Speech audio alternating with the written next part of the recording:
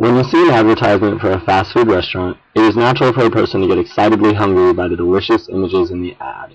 Unfortunately, the food item you receive is often a disappointment. The images in the video show both types of pictures.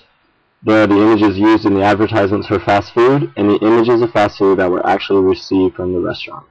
The food from the restaurant was ordered, brought to a photography studio, and pictures were taken of the food using an ad-style shoot with similar lighting and angles. As you can see, the results were not very impressive, which really didn't surprise me in the least. While there is often a difference in the appearance of food items in advertisements and the food in reality, a fast food place cannot technically deny a customer's request for a burger the size of the ones in the ads. They are certainly not allowed to reply with, "My apologies, we're actually not able to make burgers that big."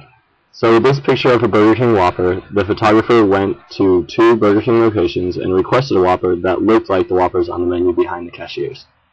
This request only applies to the size of the burger, not the arrangement of the lettuce, tomato, or any other topping.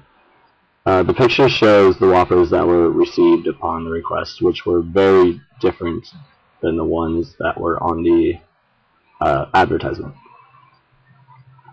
Another interesting observation is the size of the burger's box.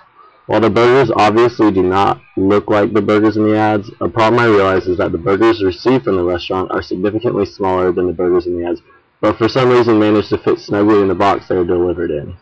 So not only does this burger not look like the ad, but physically can't, or it wouldn't fit in the box it comes in.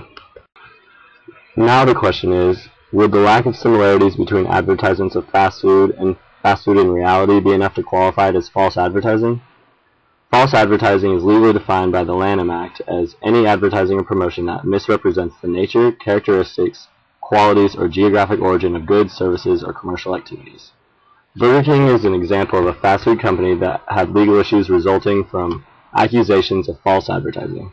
An independent regulator of sales promotions in the UK, the Advertising Standards Authority, ruled against the fast food company's Tender Crisp campaign, alleging the television advertisements may mislead customers to believe the chicken burgers are heftier than the reality of their drive-thru counterparts. The commercial in question features a man shacked up in a motel with a substantially portioned and flawlessly composed cheesy bacon Tender Crisp. The ASA stated that they examined the size of the burgers in the hands of an advertised man and considered they did not fill the hands to the same extent as the burger featured in the ad. While this is one example of a fast food company getting into trouble, for the most part, fast food restaurants have been able to avoid any legal issues regarding false advertisement. Whether this is fair or not is a personal opinion. Personally, I've always enjoyed the taste of fast food. While I don't have a problem with fast food companies representing their products with the best imagery they possibly can, I don't believe that it is right for fast food companies to be allowed to dramatize their food products as much as some of them currently do.